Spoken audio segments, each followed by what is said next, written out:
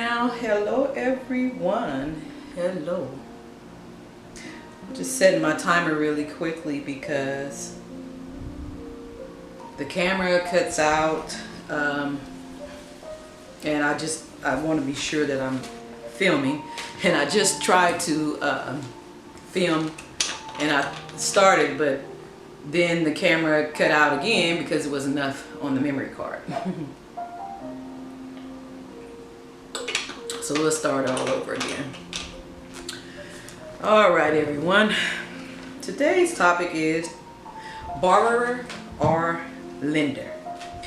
And thank you for tuning into the channel. Welcome back. You guys already know I have challenges, so we're just trying to get the word out to help somebody at this time, and as I grow, things will be better. Now, words matter, so that's why I'm professing it will be better. Today's topic again is borrower or lender. Now, what is your status, and do you have peace about it? Psalms 37:21 says that the wicked borrow and never repay, but the godly are generous givers.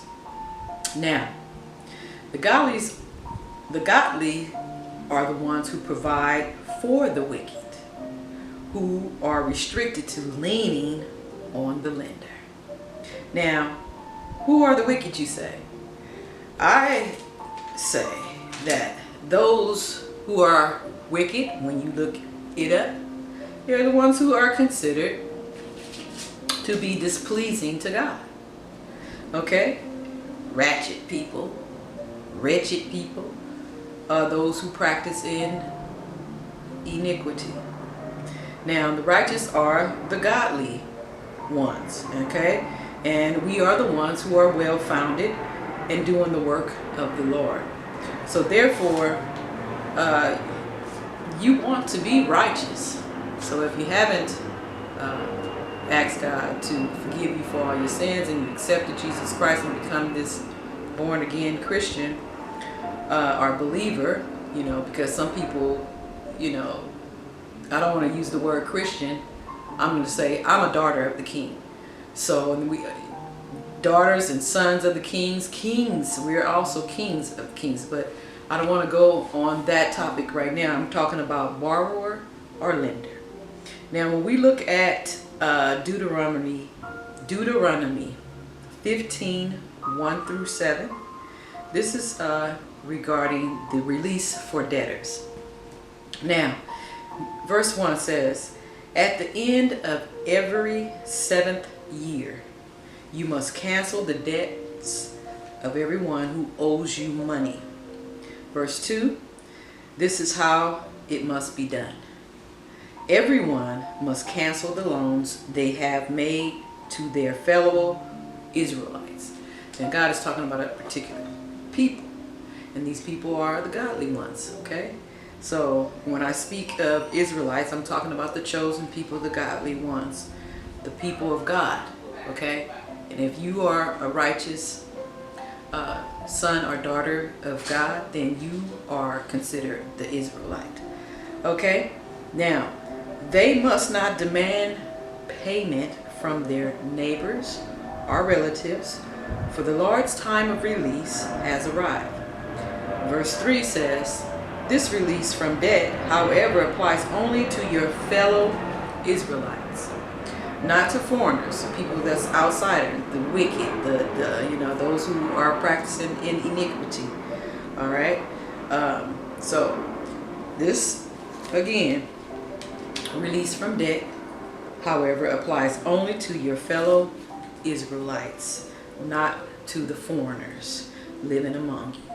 Verse 4 says, "There should be no poor among you, for the Lord your God will greatly bless you in the land He is giving you as a special possession," which is a promise, an inheritance that He's already said that He wants to give to you. He wants to bless you with, okay? So if there should be any poor, That means that those who are righteous and have the riches should be saving up to give to the poor, okay? Because everybody is not in a position right away to be a lender, okay? So as a borrower, I'm not saying that you're wicked because you borrow. I'm talking about the behavior of the borrower that doesn't repay and doesn't even try to become that lender, okay? That's what I'm talking about. Now, we'll get to that part in a second, as far as possibly how do you think that you can change your status from being a borrower over into being the lender. All right, verse 4 says again, there should be no poor among you, for the Lord your God will greatly bless you in the land he is giving you as a special possession. Now, you will receive this blessing if, this is verse 5, you will receive this blessing if you are careful to obey all the commands of the Lord your God that I am giving you today. Okay, so let's just read it, once again. Number 5, verse 5. You will, and I'm reading from the New King, not the New King James Version, I'm sorry, I'm reading from the New Living Translation. Okay, so this is why you may go to your King James Version Bible or your New King James Version Bible and you're saying it's not worded this way. Okay, because I'm reading from the New Living Translation at this time. Now, it says here that you will, in verse 5, you will receive this blessing if you are careful to obey all the commands of the Lord your God that I am giving you today. Now, the commands that he's given us today, we are living under the command of grace and faith and mercy. So we're not under the law the law that they were under in the Old Testament. We have a new covenant with the Father. So that's another thing that could be explained to you as well, just so you can understand.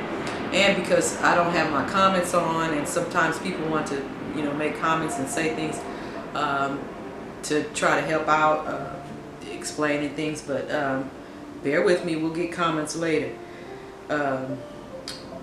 Verse 6 says that the Lord your God will bless you as he promised. You will lend money to many nations, but you will never need to borrow. You will rule many nations, but they will not rule over you.